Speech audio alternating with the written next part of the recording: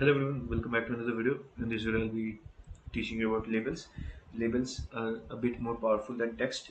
This component also allows you to set the background and it also inherits the font of the parent, right? I hope you remember what fonts are. Like you can set the font size to be 25 or 30 or anything you want, right? You can also set the font width and font's boldness, italics, underline, and also the font family. So each time you define a label, like you have to manually set the fonts, right?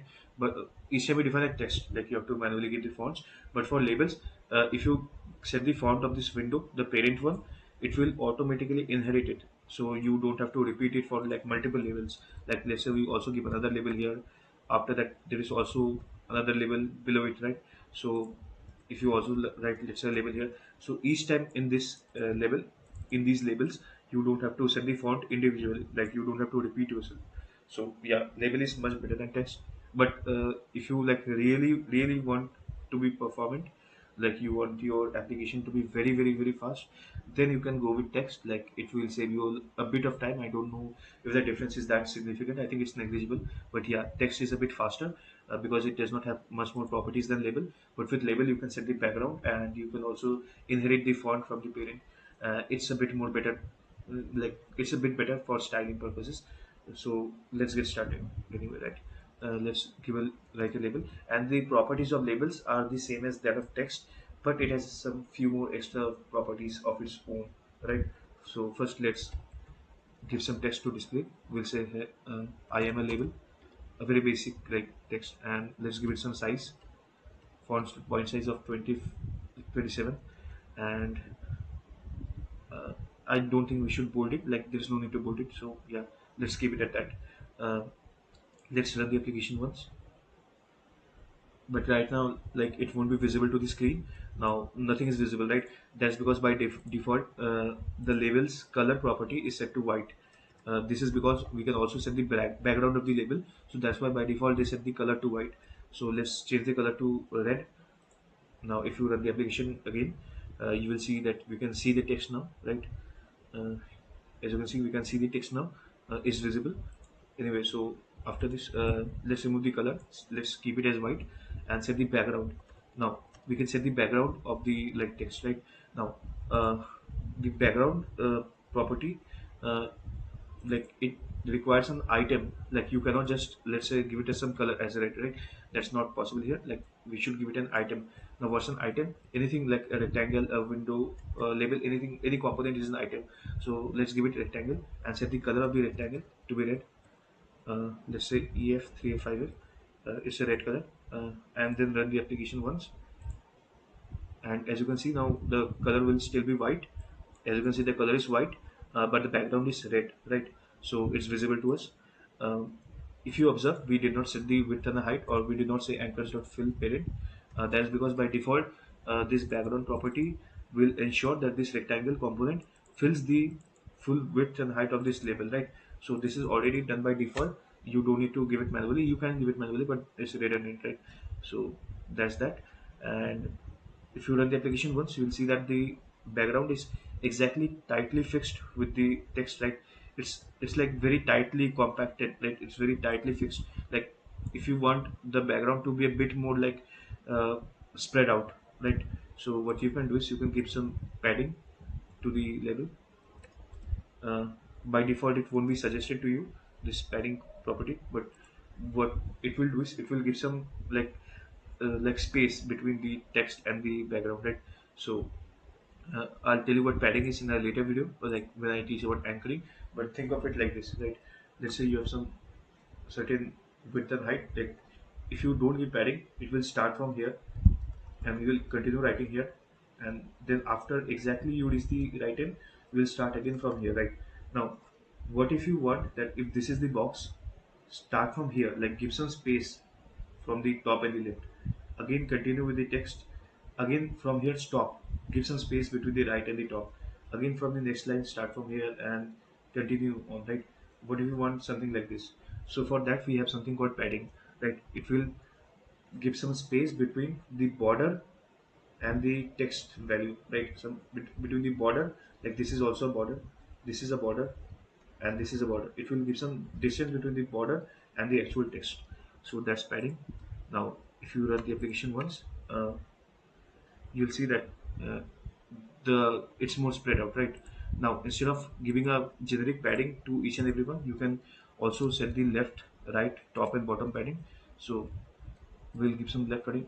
It will not be suggested to you like auto suggestion, but you can give some padding to all the four sides, like the right padding and the top padding of, let's say, 15, and bottom padding of, let's say, 10. No, let's give it a value of 10. Remove this generic one, and if you run the application, okay, I think you won't be like seeing much of a difference if I give some smaller values. Now it will be much visible. As you can see, the left and the right has a much more gap, and the top and the bottom has lesser gap, right? It's almost looking like a button now, right? So I'll also give it some x and y. Now don't be confused like what this is, right? I'll tell you all of this later. But right now, if you see that it's sticking to the top left and the top right, yeah, as you can see, we now have some gap, so we can actually clearly see what's going on. I'll give it some more values, so it's a bit more inside of the window, so that we can clearly see it properly, right? See, now it's visible properly. Now I forgot to mention one thing. In the rectangle there is a property called radius. It's nothing but the border radius, right? Right now, if you see, the rectangle was sharp, like around the edges, but if you give some radius, it will be like rounded around the edges. As you can see, it's a bit rounded. If I give some more radius of, let's say, 15, you will see that the edges are a bit rounded, almost like a button, right? Yeah, as you can see, now it's looking more like a button, right? So that's that, right? And now I'll show you how to add a custom font. This is important because sometimes we want our font to be something different for various purposes. This is a good font, like which you're seeing right now. I think it's Poppins. I don't know. I don't think it's Poppins. I think it's Helvetica. So, but if you want a custom font, I'll show you how to do that. So first, go to Google and like type fonts Google and open this link. It's Google's fonts. Like, you can like download whichever you like. So just a minute. I'll search for it. Okay, no need to search. I think we can find here. Uh, let me share. Let me see a good font. Hmm. This one looks cool. Like, this one looks cool. So let's go with this one. Uh, it's called Ubix Scribble. So let's download it. Click on Get Font here. This button. Now click on download all, or you can click on this download icon to download this font. I'll download this one and I'll save it in a location. Now I'll go to that location. As you can see, I've downloaded it here. Now just copy this .ttf file. uh, I'll expand it. You can see there is something called Rubik's Scribble, a regular .ttf. Copy this one and go to your project folder, and you can see there is something called images folder, right? Now make another folder for fonts for clarity purpose, and inside this paste it. I hope you know how this works, right? How to add existing files. There is a resource.qrc. We manually added it. If you like don't know how we got here, click on add new, then in Qt, click on Qt resource, then click on choose. Type a resource file here, resource name here, right? We already did it. It's resources.qrc. So if you don't remember this, like I'll again show it in images. But for now, I think you can like go 2 or 3 videos previous back, and in the Windows videos, in the video where I taught about some window events, you can like learn about it. So yeah, in the resource.qrc. Okay, I think I spoke very fast. Like, in the app, if you don't have this resources.qrc, just you can do one thing. Right click in the app one, click on add new, click on Qt, click on Qt resource, click on choose, give a resource name, and after you click on next, click on finish, right?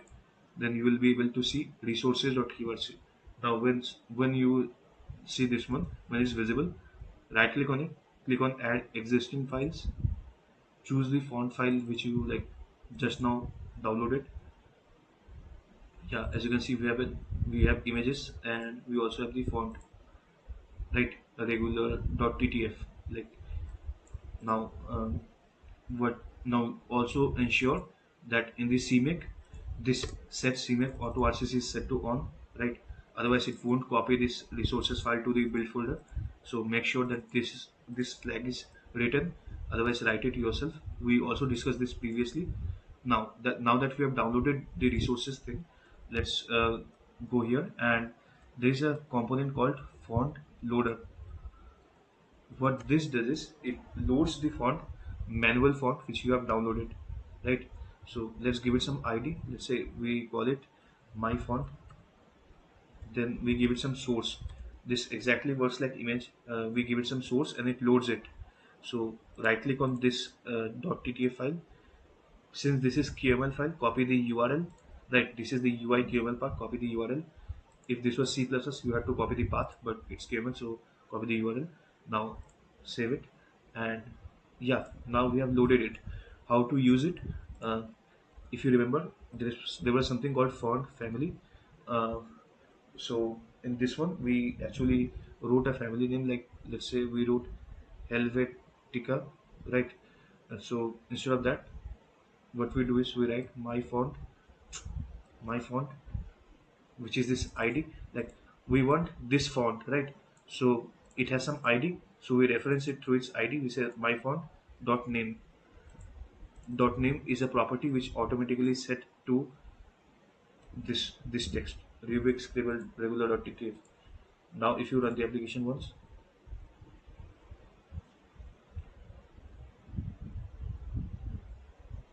as you can see the font, it it's not looking very good, but yeah, I think you got it. The font has changed. Now you can add custom fonts yourself. I'll suggest one thing, like later when we work with more like Qt properties and we understand Qt a bit better, I'll show you how to add custom QML files. Like we won't be having a single file, there will be multiple files. So one thing which we suggest is like all of these font loader things, keep it in a single file and import that file, right? So what I'm saying is like just as we have main.kml, there will be something else.kml, right? Let's say fonts.kml. We make a different file. In that we like save all the fonts and then import it wherever required, so that it's a bit like so that it can be used globally, right? So every time we don't have to set the font loader, right? That's a general practice. But yeah, I think we are done with fonts. I'll show you what X and Y is later. This is nothing but positioning, and yeah, this is everything about label. I think this is more than enough, like for what you need. So anyway, thank you for watching, and I'll see you in the next video.